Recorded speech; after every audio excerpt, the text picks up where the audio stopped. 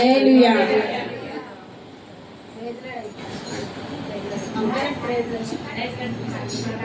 తండ్రి పరిశుద్ధులైన దేవ, ప్రేమ నమ్మకం రాజా, ఈ పరిశుద్ధ పాదాలకు వందనాలు స్తుతులు స్తోత్రాలు చెల్లించుకుంటున్నామయ్యా. తండ్రి ఈ జనమంతా కూడా మమ్మల్ని కాపాడాలి, నీ రెక్కల నీడగా మమ్మల్ని భద్రపరిచి సంరక్షించి ఈ ప్రభు నడిపించిన దేవాన్ని స్తోత్రాలు వందనాలు చెల్లించుకుంటున్నాం. అనేకమైనటువంటి ప్రతికూల పరిస్థితులన్నింటినీ కూడా మమ్మల్ని తప్పిస్తూ మమ్మల్ని రక్షిస్తున్న గొప్ప దేవాన్ని స్తోత్రాలు వందనాలు. ప్రేమ తండ్రి మమ్మల్ని ప్రేమించి కనికరించి ఈ లోకానికి వచ్చి మా ప్రభు శిలువలో మానవంతమైన నీ ప్రాణాన్ని అర్పించిన గొప్ప దేవ నీ స్తోత్రాలను చెల్లించిన నీ అమూల్యమైన రక్తం ద్వారా మమ్మల్ని కడిగే పరిస్థితుల్లో కలుస్తుంది. నాకు ఏది అవసరము సమయానుకూలంగా మీరు అనుభవిస్తున్నందుకు మీ స్తోత్రాలు. అడిగి వాటి కంటిన్యూ ఊహించు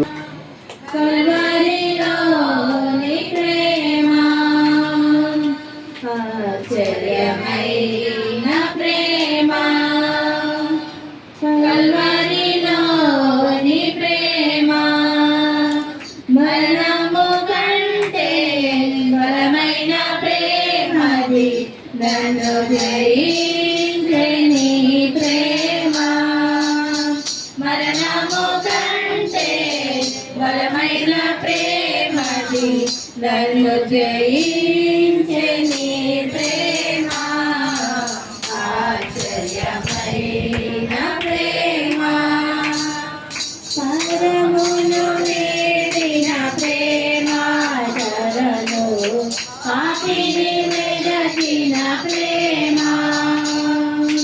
పరమును వీడిన ప్రేమ, ధరలో పాపిని వెదకిన ప్రేమ, బలములు కృపా సత్య సంపూర్ణమై మా మధ్యలో నివసించుట న్యాయమా, నన్ను పరిశుద్ధ పరచుటే నీ ధర్మమా, కృపా సత్య సంపూర్ణమై మా మధ్యలో నివసించుట న్యాయమా,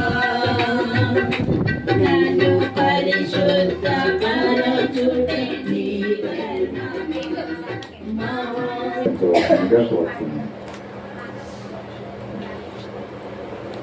దేవుడు తన పరిశుద్ధాత్మని చేసి మనందరికీ ప్రయోజనకరమైన మాటలు ఈ గృహానికి తీసుకుని వచ్చిన దాన్ని బట్టి మీకు కుటుంబాన్ని బట్టి మేము ప్రార్థిస్తున్నాము. ప్రభావ తండ్రి ఆ తల్లి గారు కూడా దృష్టిని బట్టి తండ్రి చేసి నిజమైన దేవుడిని నమ్ముచు అయినా తన కుటుంబం వారికి తండ్రి ఈ సువార్తను చాటి చెప్పాలని తండ్రి అందుకు ప్రయత్నిస్తున్న వేసే తండ్రి మీరు కార్యం చేయండి. మా ప్రభావ వచ్చిన ప్రతి ఒక్కరు మీరు ఆశీర్వదించి సహాయం చేయండి. మా మధ్య మీ పరిశుద్ధాత్మను ఉంచండి. మా ప్రభావ తండ్రి మీ వాక్యం వెళ్ళలో ఉంచుడుగానైనా ఆ వాక్యం మీ వినీతని మా హృదయాలు భద్రపరచుకోవడం అయినా ఎంతమంది అయితే ఈ వాక్యం పట్ల చెవికి ఉన్నారు మా ప్రభావ తండ్రి వారందరినీ జ్ఞాపకం చేసుకుని మా ప్రభావ యేసుక్రీస్తు అంటే మతం కాదు తండ్రి, కులం కాదు కానీ వేసే తండ్రి కేవలం ఆయన నమ్ముకుంటే ఇది జీవితానికి మార్గంగా ఉంచబడుతుంది మా ప్రభావ తండ్రి.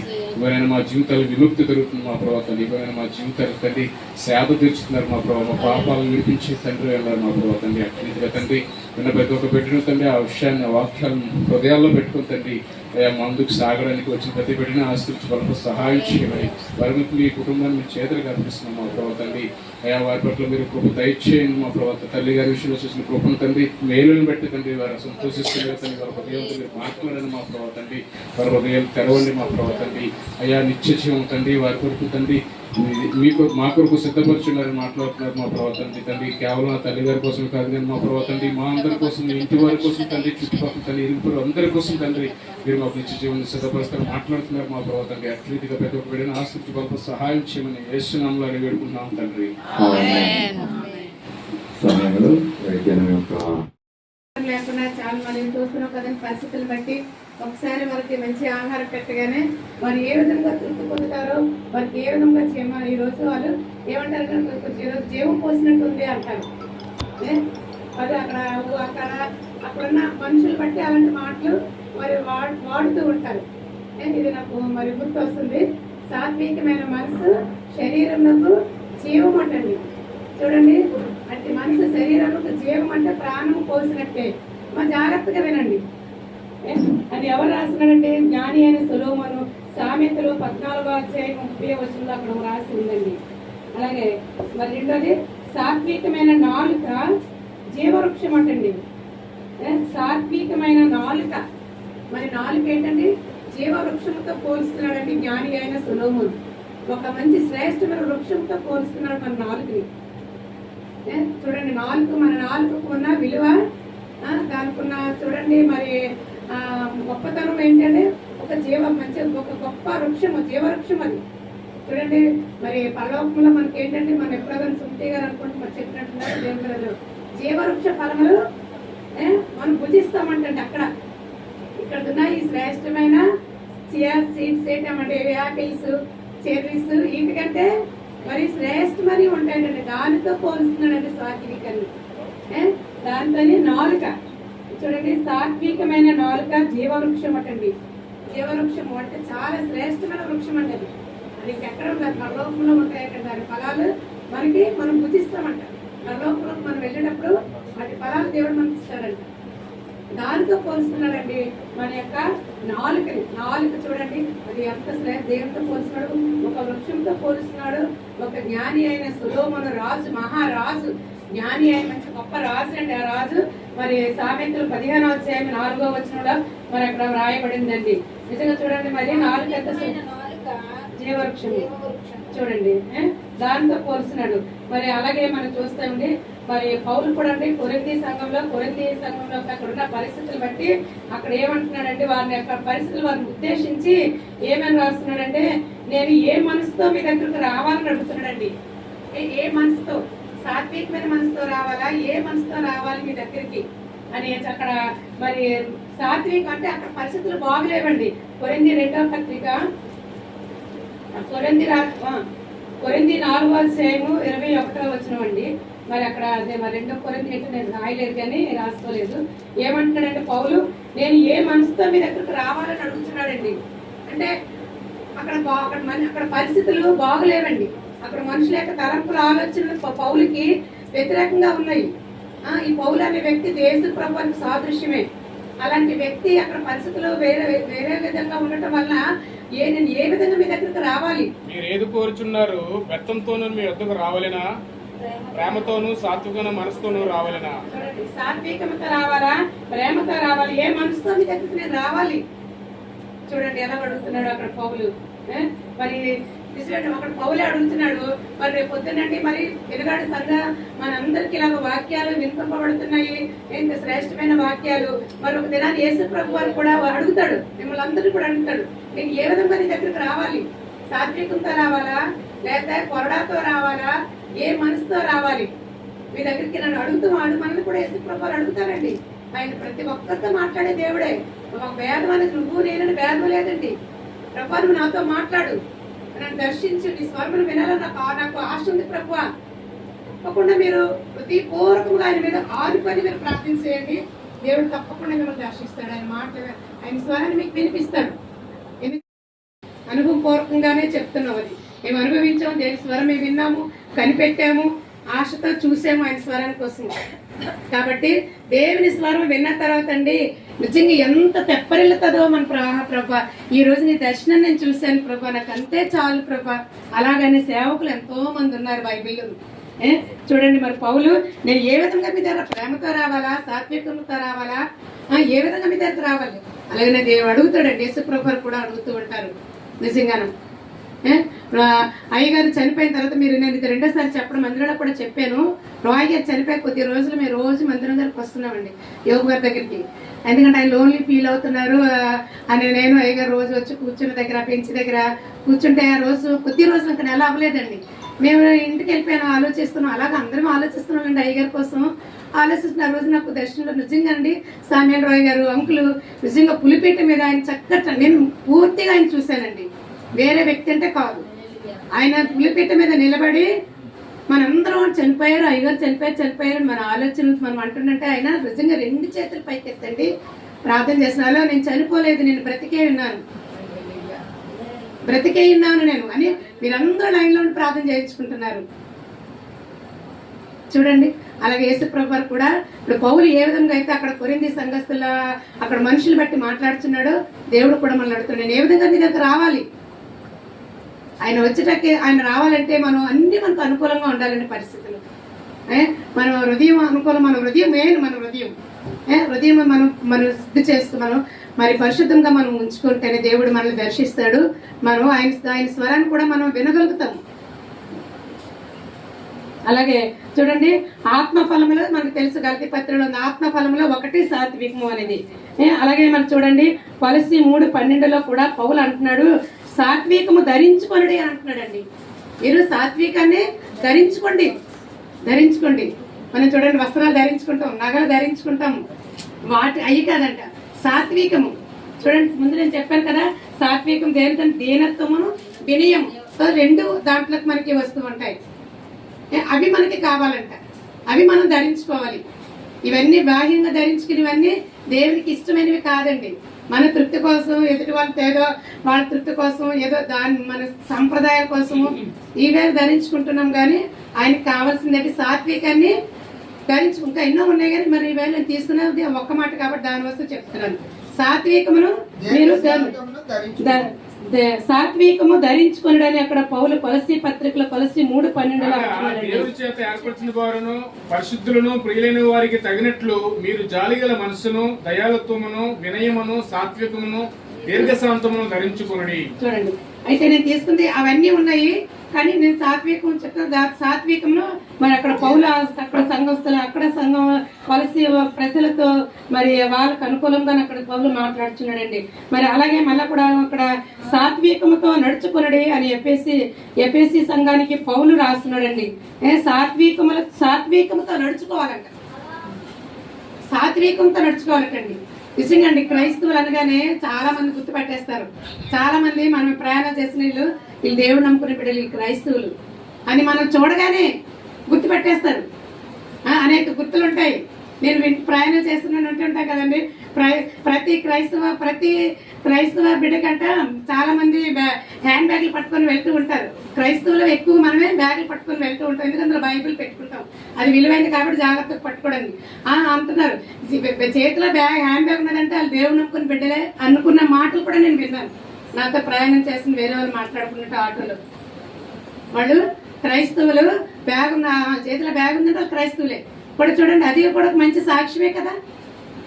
కాబట్టి అక్కడ ఏమంటాడండి ఎఫెసీ సంఘంలోను, మీరు పిలువబడిన పిలుపుకు తగినట్లుగా దీర్ఘశాంతంతో కూడిన సంపూర్ణ వినయంతోను సాత్వికంతోను నడుచుకోవలను. సాత్వికంతో నడుచుకోవడం ఎఫెసీ 4:3 అక్కడ పౌలు రాస్తున్నాడండి. మరి అలాగే సాత్వికమును సంపాదించుకున్నటకు ప్రయాసపడమంటున్నాడండి. పౌలే రాస్తున్నాడు 1 తిమోతి 6:11 సాత్వికమును సంపాదించుకుని ప్రయాసపడాలటండి. ప్రయాసపడమంటున్నాడు, కష్టపడమంటున్నాడు. సాత్వికం మనం సంపాదించుకోవాలంటే నైరుతునుడా, నీవైతే వీటిని విసర్జించి నీతిని, భక్తిని, విశ్వాసము, ప్రేమను, ఓర్పును, సాత్వికమును సంపాదించుకోవడం ప్రయాసపడము. చూడండి, సాత్వికమును మరి మనం ప్రయాసపడాలంట. మన లోకంలో ప్రయాసపడుతున్నాం దేనికండి? మన బిడ్డల కోసము, పరిస్థితులను బట్టి మనం బ్రతకడానికి అనేకమైన పరిస్థితులు బట్టి మనం ప్రయాసపడుతున్నాము. అయితే ఇక్కడ దేవుడు యేసుప్రభు ఏం చెప్తున్నారండి? మరి ఏం చెప్తున్నాడు? తన ఏర్పరచుకున్న పౌలు ద్వారా రాయబడిందండి, సాత్వికమును సంపాదించుకోవడానికి ప్రయాసపడండి. మరి దానికోసం మనం ప్రయాసపడడానికి మరి వాక్యాలు వింటున్నామంటే ప్రయాసపడడానికి మనం ఇష్టపడాలి. సాత్వికాన్ని సంపాదించుకోవడానికి మనం నడవాలి, సాత్వికాన్ని ధరించుకోవాలి. ఇవన్నీ మనం సంపాదించుకోవడానికి మరి వాక్యం మరి సెలవిస్తుందండి. మనుషులందరూ ఎదురు సంపూర్ణంగా తీతు 3:2 కూడా అండి పౌలు అక్కడ ఏమంటున్నాడంటే, మనుషులు అందరి ఎదుట సంపూర్ణంగా సాత్వికము కలిగి ఉండమని మరి అక్కడ పౌలు కూడా చెప్తున్నాడండి. 1:21 అండి, 1 కదండి సారీ, తీతు 3:2 ప్రతి సత్కార్యము చేయుటకు సిద్ధపడి ఉండవలెననియు మనుషులు అందరి ఎడల సంపూర్ణమైన సాత్వికం కనబరచుచు ఎవరిని దూషింపక జగడం మారిన వారిని శాంతులై ఉండవలని. చూడండి అక్కడ ఏమంది, ఎవరిని దూషించవద్దండి. ఆ జగడం అంటే తెలుసు కదండి, గొడవలు ఆడకూడదు. సాత్వికము మనుషులందరూ ఎదుట సంపూర్ణంగా అంటండి, అంటే సగం కాదు, సంపూర్ణం అంటే ఇదంతా సంపూర్ణం అంటారు, ఆఫ్ అంటే అర్ధ, అలా కాకుండా సంపూర్ణంగా సంపూర్ణంగా మరి మనుషులందరి ఎదుట సాత్వికంతో ఉండమని మనకి హెచ్చరిస్తుందండి. మరి ఇవన్నీ మనం కలిగి మరి ఉండమని మరొకసారి దేవుడి సాయంత్రకాల సమయంలో చెల్లయ్యమ్మ గారి ఇంటి ద్వారా మనం అందరినీ హెచ్చరిస్తున్నాడండి. మనకి మరి దినాన్ని మనందరితో మాట్లాడుతున్నాను. అడిగాను, ప్రభా ఏది నేను చాలా ఏది నేను తెలియచేయాలి, నేను ఏ వాక్యం నేను తీసుకోవాలని కనిపెట్టేటప్పుడు నాకు ఇంట్లో సమయం కూడా లేదండి, ఇంట్లో పిల్లలు ఉన్నారు, అయినప్పటికైనా నేను కనిపెట్టాను. నేను దేవుడిని అడిగాను. చూస్తుంటే నాకు మరి దేవుడు ముందుంచాడు సాత్వికం కోసం. మనం ఇవన్నీ సాత్వికం కోసం మనం ప్రయాసపడాలంట. మనుషులందరూ ఎదురు గొడవల కోసం మనం గొడవలాడటం వల్ల దేవుని దూషించినట్లే. మన నోటితో మనం దేవుని దూషించవసరం లేదు. మన ఇరుగు పరుగు వారితో, మన ఇంట్లో వారితో మనం గొడవలాడితే మనం దేవుని దూషించినట్లే. మరి అక్కడ సాత్వికం చూపించుకోవాలి. అది మనం సంపాదించుకోమని దేనాన్ని మరొకసారి దేవుడు మనం హెచ్చరిస్తున్నాడు. సాత్వికాన్ని సంపాదించుకోండి, ఏమి సంపాదించుకోవద్దు అని చెప్తున్నాడు. ఈ వీటి ద్వారా ఇవే శ్రేష్టమైనవండి. ఇవన్నీ మనం కలిగి, ఈ సాత్వికాన్ని మనం కలిగి ఉన్నట్లయితే, ప్రేమ కలిగి మనం ఉన్నట్లయితే అందరి ఎదుట సంపూర్ణంగా మనం ఉండమంటారు. సగం కూడా కాదు, సంపూర్ణంగా మనుషులందరి ఎదుట మీరు సాత్వికమును కలిగి ఉండమని మరి పౌలు కూడా చెప్తున్నాడండి. అలాగే మరి సాత్వికముతో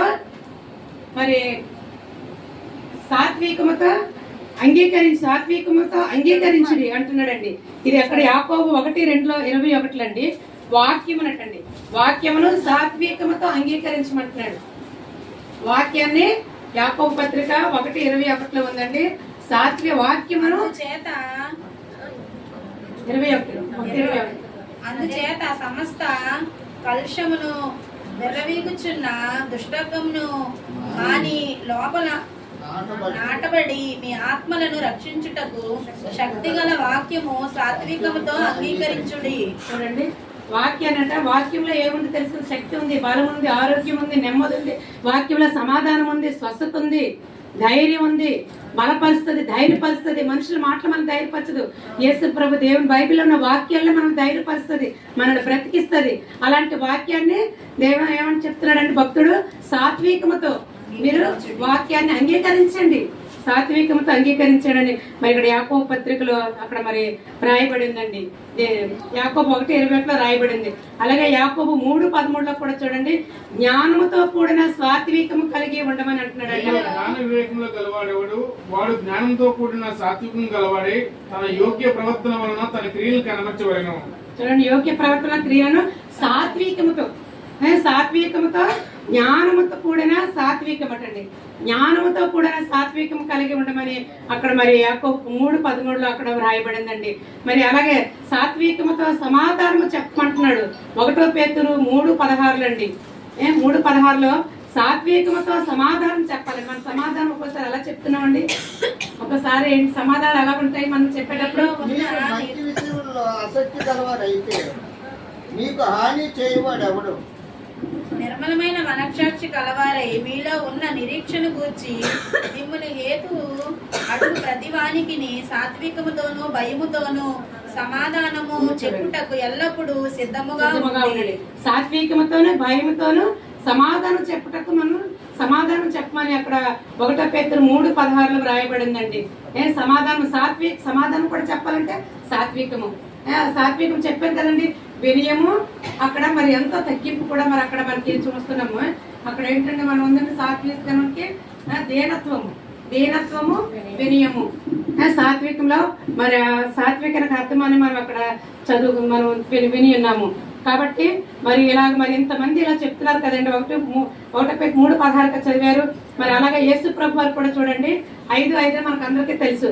సాత్వికుల ధన్యులు వారు భూలోకమును స్వతంత్రించుకుంటారు. సాత్వికులు ధన్యులు భూలోకాన్ని స్వతంత్రించుకుంటారు. ఎంత సాత్వికంతో కుటుంబాలు నడిపించుకుంటారో, ఇంట్లో మనం సాత్వికంతో ఎంత నెమ్మదితో ఓర్పుతో మన కుటుంబాలు నడిపించుకుంటామో అంత నెమ్మది సమాధానం మనకు కలుగుతుందండి. ఓర్పు సహనం అనేది అవసరమే ప్రతి ఒక్కరికి. తొందరపడకూడదు. ఎంత తగ్గించుకుంటే ఓర్పు అంటే మంచి గొప్ప కార్యాలు మనం చూడగలుగుతామంట. ఎంత ఓర్చుకుంటే అంత గొప్ప కార్యాలు చూస్తూ ఉంటాము. నిజం చూడండి, మరి అత్తగారు కోడలు అంటే కోడలు ఈ రోజులో ఎలా ఉందండి? వాళ్ళకి ఓర్పుండు సహనం ఉండదు. వాళ్ళు అంటున్నారు ఓర్చుకొని ఉంటారు. రేపు పొద్దున్న తన మీద తన కోడలు తన అత్తగారు మంచిగా చెప్పుకోగలుగుతారు. అవును, నేను ఎన్ని సరే నా కోడలు సహించుకుంటుంది, ఎంత వినయం చూపిస్తుందో అత్తగారి పట్ల. అలాగే మరి కోడల విషయంలో అత్తగారులు కూడా మరి అదే పాటించాలి. మరి మనకి వారు ఇంటికి వచ్చి మన బిడ్డలు అంటలే కదా, వారి కూడా విడిచిపెట్టి వస్తున్నారు మన దగ్గరికి. మన తల్లిదండ్రులను విడిచిపెట్టి మన దగ్గరికి వస్తున్నప్పుడు మన బిడ్డలాగే మనం చూసుకుని మన బిడ్డలు మరి అక్కడికి వెళ్ళి మన బిడ్డలా చూసుకుంటున్నారు. మరి ఆ బిడ్డలు మన బిడ్డలా మన కుమార్తెలకు మనం చూసుకోవాలి. ఇవన్నీ మనం కనుపరుచుకోవాలి. మనం వింటున్నామంటే మరి ఇక్కడ అందరూ మరి అక్కడ మన చర్చలు ఎక్కువ శ్రేణమే కాబట్టి మనం ఎక్కువ మరి దానికి సంబంధించిన విషయాలు మనం నేర్చుకోవడానికే మనం ఇలా కూడి ఉంటున్నాము. అనేకమైన మంచి విషయాలు నేర్చుకోవడానికే కదా వస్తున్నాము. ఇక్కడ ఏమి దేవునికి వ్యతిరేకమైనవి ఏమి నేర్చుకోవడానికి మనం రావట్లేదు. మన జీవితాలకు ఉపయోగకరమైన విషయాలు మనం నేర్చుకోవడానికి ఇప్పుడు మనం ఎంత ప్రయాసంతోనే మనం అన్ని పనులు ముగించుకొని లేదా ఎక్కడికైనా వెళ్ళినా త్వరగా ప్రయాణాల నుంచి కూడా మనం ఎంత వేగంగా మనం ఎంత టెన్షన్తో మనం వస్తూ ఉన్నాము. ఎందుకు వస్తున్నారు మీరు అందరూ కూడా మంచి విషయాలు నేర్చుకోవడానికే. కాబట్టి ప్రయత్నం చేయాలి. మనం అడగాలి దేవుడిని, ప్రభా నీ మాటల ద్వారా మాతో మాట్లాడుతున్నావు, మరి మేము కూడా ఆ విధంగా ఉంటే మాకు సహాయం చేయి ప్రభా, మాకు సహాయం చేయి. సాత్వికం అంట మరి సాత్వికం ఎలాంటిదో మాకు ఆ సాత్వికం మాకు ధరింపచేయి ప్రభా, మాకు దయచేయి ప్రభా, ఆ విధంగా ఉండటం మాకు సహాయం చేయి ప్రభా అని దేవుడు మీరు అడగండి. ఇరుగు పొరుగుతో మీరు ఏ విధంగా మాట్లాడుతున్నారో, ఇంట్లో వాళ్ళతో మీరు ఏ విధంగా మాట్లాడుతున్నారో దేవుడితో కూడా అదే మాటలు అలాగే మీరు మాట్లాడండి. కాబట్టి అడగమని అంటున్నాడు దేవుడు. అలాగే మరి ఇక్కడ చూడండి, సాత్వికముతో యెహోవాను వెదకమంటున్నాడండి. జెఫన్యా 2:3 కూడా అక్కడ చెప్తున్నాడండి. ప్రవక్త ఏం చెప్తున్నాడు? సాత్వికముతో యెహోవాను వెదకండి. సాత్వికముతో వినయముతో దేవుడిని మనం వెదకాలంటండి యెహోవాను. మనం ఎక్కడ పడితే అక్కడ మనం మరి దేవునికి వ్యతిరేకంగా మనం దేవుని వెతకమని చెప్పలేదు. సాత్వికముతో యెహోవాను మీరు వెతకండి అని జెఫన్యా 2:3 అక్కడ రాయబడిందండి. మరి చూడండి, మరి ఎవరు సాత్వికులు మరి చూస్తున్నాం కదండి బైబిల్లో.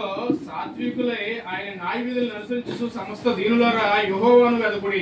చూడండి, దీనులైన వారు సమస్త దీనులైన వారు సాత్వికముతో యెహోవాను వెదకండి అని అక్కడ మరి జెఫన్యాలో మరి అక్కడ ఆ విధంగా రాయబడిందండి. మనకు తెలుసు సాత్వికం అంటే నిజంగా అండి. మరి మీకు మరి కొంతమంది మాకు అందరికీ తెలుసు, కొంతమంది తెలియదు. చెప్తూ ఉన్నాం కానీ మీరు మరి జ్ఞాపకం ఉంచుకోవాలని తెలుసు. మోషే అని ఒక గొప్ప దైవజనుడు ఉన్నాడమ్మా. మంచి సేవకుడు ఆయన. చిన్నప్పుడే మరి రాజు శాసనము భయపడి తల్లి ఏం చేసింది, ఒక పెట్టెలో జమ్ము పెట్టెలో పెట్టి ఏటులో నైల్ నదిలో వదిలినది. పెద్ద నది. ఆ నైల్ నదిలో మొసళ్ళు అన్నీ ఉంటాయి, పెద్ద పెద్ద చేపలు ఉంటాయంట, విస్తారంగా మొసళ్ళు ఉంటాయంట. అలాంటి నదిలోనూ చిన్న బిడ్డని ఆ ఊరు రాజు ఏం చేశాడు, ఆ రాజు ఒక ఆజ్ఞ ఇచ్చాడంట. ఈ ఊర్లో మగపిల్లలందరినీ మీరు చంపేయండి, పుట్టిన మగపిల్లలందరినీ చంపేయండి మంత్రస్థానులకి మరి ఆజ్ఞ ఇచ్చాడు. రాజు ఇచ్చాడు ఆజ్ఞ. అలాంటి ఆజ్ఞకి మంత్రస్థానాలు భయపడలేదమ్మా. ఎందుకంటే ఆ భయాన్ని దేవుడు ఉంచలేదు వాళ్ళను. వాళ్ళు ఏం చేస్తారండి, భయపడకుండా మరి ఆ మగపిల్లలు అందరూ చంచినా సరే ఈ మోషే అనే మరి చిన్న బిడ్డ బ్రతికాడు. దేవుడు బ్రతికించుకున్నాడు. తల్లి ఏం చేస్తుంది, అక్క తల్లి ఏం చేసింది, ఒక పెట్టెలో పెట్టి కీళ్ళు పూసి అంటే జిగట మందు పూసి మరి పెట్టేసి ఏట్లో పెట్టేశారంటే వేట్లో పెట్టదు సేఫ్ అవుతాడు, కొంచెం అంటే కాపాడబడతాడు. ఇంకా వచ్చి ఇంట్లో వచ్చి చెక్ చేసుకున్నా సరే కనపడ్డా కదా అని ఒక మా ఉద్దేశంతో వాళ్ళు మరి ఏట్లో మరి ఆ బాక్స్ని వదలటము జరిగింది. అయితే తల్లికి అక్కకి ఎవరికి తెలీదు, నా కొడుకు ఇంత రాజు బయట నుంచి వస్తాడు, ఒక రాణి దగ్గర రాజు దగ్గర పెరుగుతాడు, ఓ రాణి కూతురు దగ్గర పెరుగుతాడు, ఓ రాజు అవుతాడు, ఓ పెద్ద జనంగా నడిపిస్తాడు అని ఆలోచనే లేదు. ఆ ఆలోచన తల్లికి లేదు, అక్కకి లేదు, తండ్రికి లేదు, ఎవరికి. కాకపోతే ఆ పెట్టే సుందరంగా ఉన్నాడు, అందంగా ఉన్నాడు, ఎందుకు ఇలాగ మేము దేవుడు ఆ సమయంలో జ్ఞానం ఇచ్చాడు, ఆ ఆలోచన ఇచ్చాడు తల్లికిని తోటి సహోదరికి. ఒక పెట్టెలో పెట్టి ఏటిలో నీటిలో వదిలేస్తే అది అలా వెళ్తూనే ఉంది. అలాగలాగా రాజుగారి కూతురు ఏటికి స్నానానికి వెళ్ళింది. రాణి కూతురు రాజు కూతురు వెళ్ళగానే పెట్టిన చూడగానే ఆకర్షించుకుంది, తీసుకుంది, స్వరం వినబడింది, వెంటనే హత్తుకుంది, ఇంటికి తీసుకొని వెళ్ళింది. రాజు ఇంట్లోనే పెరిగాడు, ఒక రాజుగా పెరిగాడు. పెరిగి ఏం చేశాడని దేవుడు అలా అక్కడి నుంచాడండి. దేవుడు జనాంగమైన ఇశ్రాయేల్ ప్రజలని నడిపించుటకు ఏర్పరచుకున్నాడు ఆ కుటుంబాన్ని.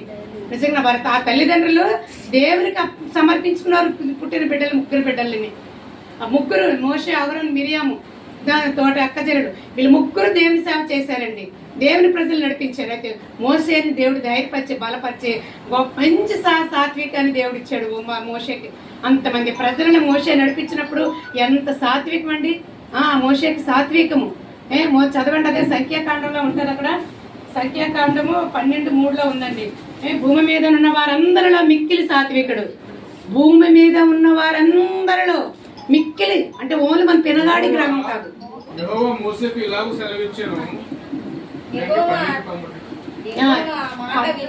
12:3 భూమి మీద ఉన్న వారందరిలో మిక్కిలి సాత్వికుడు. చూడండి, భూమి మీద ఓన్లీ పెనగాడే వైజాగే కాదండి, రాంపురమే కాదు, భూమి అంతమంది మనుషులందరూ మిక్కిలి, మరి ఒక సాత్వికుడు అనలేదు, మిక్కిలి సాత్వికుడు అని గుర్తు పొందాడండి. దేవుడి దగ్గర బిరుదు పొందుకున్నాడు.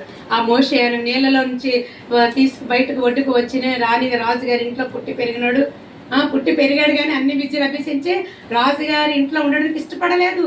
సుఖభోగం నాకు వద్దు, దేవుని ప్రజలు అక్కడ నశించిపోతున్నారు, నేను మా దగ్గరికి వెళ్ళాలి, వాళ్ళు విడిపించాలి అనే ఆలోచన ఆ యవన బిడ్డకి మోషేకి వచ్చిందండి. వెంటనే రాజు ఇంట్లో నుంచి సింహాసనాన్ని విడిచిపెట్టేశాడు, రాజు భోగము విడిచిపెట్టేశాడు. అయితే విద్యం అంతా చదువంతా మరి రాజుగారి దగ్గర అభ్యసించాడు, అనేకమైన విద్యలు అభ్యసించాడు. చాలా సుందరమైన వాడటండి మోషే అనే బిడ్డ. చూడండి, నీటిలో నుంచి బ్రతికి వచ్చాడు, ఇశ్రాయేలు ప్రజల కోసం నలిగిపోయాడు, అరణ్యంలో నలిగిపోయాడు. మరి స్వరూపం లేదు, సొగసు కూడా లేదు, అంత సుందరమైన అంత సాత్వికంతో ప్రజలు నడిపించుకున్నాడు. ఇంట్లో ఈ రోజులో మనం ఒక బిడ్డని పెంచటమే చూస్తున్నాం, ఎంత కష్టపడుతున్నామండి. ఎంత డబ్బులు ఉన్నా, ఎంతమంది పనులు ఇంట్లో పెట్టుకున్నా బిడ్డలు చూడడానికి చాలా కష్టం అవుతుందండి. మేము అనుభవపూర్వకంగా చూసాము, చాలా కష్టం. ఒక బిడ్డని చూడడానికి కూడా మరి ఎంత నెలకు 10,000 ఇచ్చినా సరే ఒక అందరికి శ్రమే. అలాంటి పరిస్థితులు చూడండి, ఇశ్రాయేలు జనం దేవుని ప్రజలు అక్కడ ఐగుప్తులను బానిసలుగా ఉంటున్నారు, దేవుని బిడ్డలు బానిసలుగా ఉంటున్నారు. విడిపించడానికి మోషే వెళ్ళాడండి, వెళ్ళి దారిలంతా ఎంత సాత్వికం చూపించాడు వారందరినీ జనంగా నడిపించాలంటే. కాబట్టి మనం కూడా అట్టి సాత్వికం మనం అడగాలి, ప్రభు సాత్వికం మాకు దయచి మాకు అనుగ్రహించు, వాళ్ళు సాత్వికం కలిగి ఉండటం మాకు సహాయం చేయాలి మన దేవుడిని మనం అడుగుదామండి.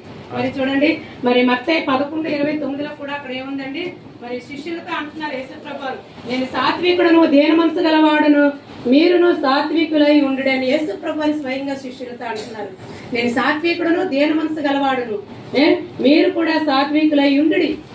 నిజమే, మనకు సాత్వికం లేదు, ప్రభువుని అడుగుతాం, ప్రభు నిజమే మాకు సాత్వికం లేదు, నువ్వు సాత్వికమైన మనసు గలవాడు, మాకు పట్టు సాత్వికము దీనత్వం మాకు దయచేయ ప్రభా. మరొకసారి నేను మమ్మల్ని హెచ్చరించడు.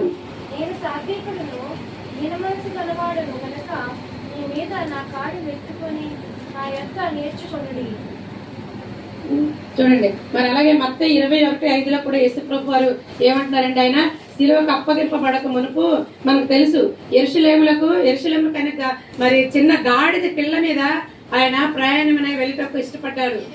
రాజు సాత్వికుడై గాడిదను భారవాహక పశువు పిల్ల అయిన చిన్న గాడిదను ఎక్కి నీ యొద్దకు వచ్చుచున్నాడని సియోను కుమారితో చెప్పుడి. చూడండి, అక్కడ యెరూషలేము ఉందండి, ఆయన ఏర్పరచుకుంది యెరూషలేములకు ఆయన ప్రవేశించడానికి ఆయన శిలువలకు ఇంకా వెళ్ళలేదు, యెరూషలేములకు జయప్రవేశమే వెళ్ళాలని ఆయన ముందు యెరూషలేమును దర్శించినప్పుడు గాడిద పిల్లని ఏర్పరచుకున్నాడు, రప్పించుకున్నాడు. దాని మీద వెళ్ళినప్పుడు అక్కడ మరి మాకందరికీ తెలుసు అక్కడ ఏం జరుగుతుందండి, దేవుడు పరిశుద్ధ యెరూషలేములో క్రయ విక్రయములు జరుగుతున్నాయి, అక్కడ వ్యాపారం జరుగుతుంది. అది దేవుడికి ఇష్టం లేదు. అక్కడ మాత్రం కొరడా రువారండి, దేవుడు దిగుతాడండి, కొరడా మాత్రం ఆడిస్తాడు. ప్రేమ ఉంది, అది ఉంది. అక్కడ మాత్రం దేవుడు ఊరుకోలేదు. అక్కడ ఏం చేస్తున్నారు, వ్యాపారం చేస్తున్నాడు దేవుడి సన్నిధిలో. ఆ స్థలం అంతా పరిశుద్ధమైన స్థలము, అక్కడ వ్యాపారం జరుగుతుంది, క్రయ విక్రయాలు జరుగుతుంది. అన్ని దేవుడు వెళ్ళగొట్టాడు. అక్కడ అందరినీ అన్ని మరి అందరు జడిసిపోయారండి దెబ్బకి. అంత పౌరుషంగా ఎంత సాత్వికుడే వెళ్ళాడో యెరూషలేములకి, అక్కడ అంత పరిస్థితులు వ్యతిరేకంగా ఉన్నాయి. అక్కడ బాగులే పరిస్థితులు కాబట్టి అక్కడ కొరడ మరి రువ్వటం అక్కడ జరిగింది. అక్కడ పరిస్థితులు బట్టి దేవుడు చూడండి మరి ఎంత కృపగల దేవుడు. మన దేవుడు మరి పౌలు కూడా చూడండి, మరి దేవుడికి మరి చూడండి, అలాగే 2 కొరింథీ 10:1 మరి పౌలు యేసుక్రీస్తు యొక్క సాత్వికమును మృదుత్వమును బట్టి మిమ్మల్ని వేడుకొనుచున్నాను. మరి చూడు, అక్కడ పరిస్థితులు బట్టి పౌలు అంటున్నాడండి 2 కొరింథీ 10:1 ఎదుట లేనప్పుడు నీ ఎంత ధైర్యంగా పొలంలో నేను యేసుక్రీస్తు యొక్క సాత్వికను మృదుత్వమును బట్టి మిమ్మల్ని వేడుకొంచున్నారు. అక్కడ కూడా పరిస్థితులను వ్యతిరేకంగా ఉన్నాయండి పౌలుకి. ఆయన ఏమంటున్నాడు, యేసుక్రీస్తు యొక్క సాత్వికమును మృదుత్వమును బట్టి మిమ్మల్ని వేడుకొంచున్నారు. ఎంత తగ్గించుకొని అక్కడ యేసుక్రీస్తు సాదృశ్యమైన మనిషి కాబట్టి పౌలు. అయితే ఒకప్పుడు ఉండేటప్పుడు పౌలు పరిస్థితులు వేరేగా ఉన్నాయి.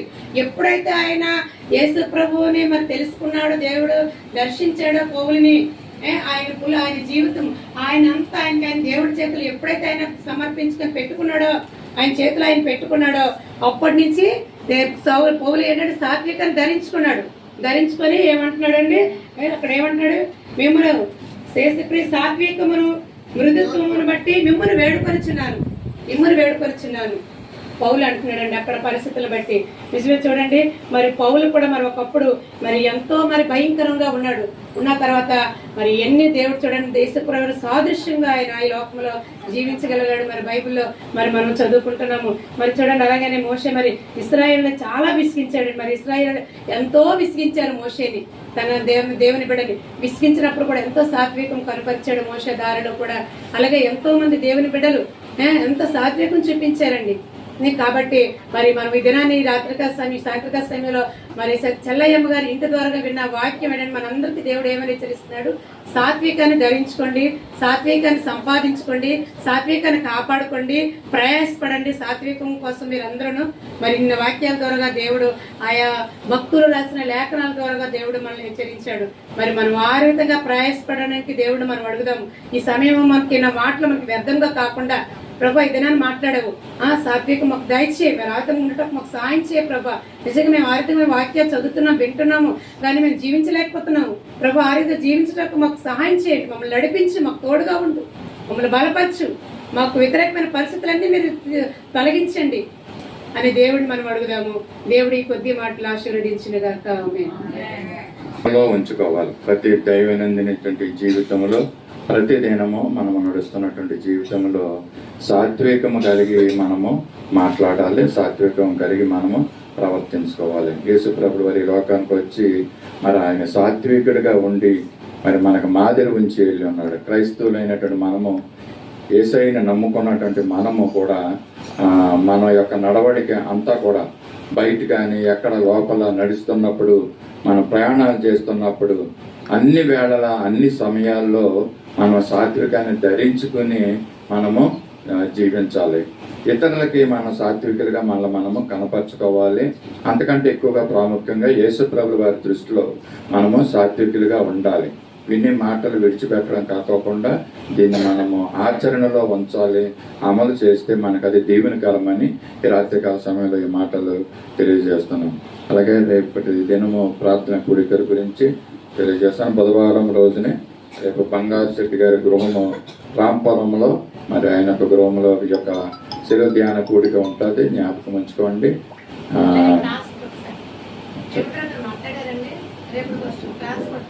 ట్రాన్స్పోర్ట్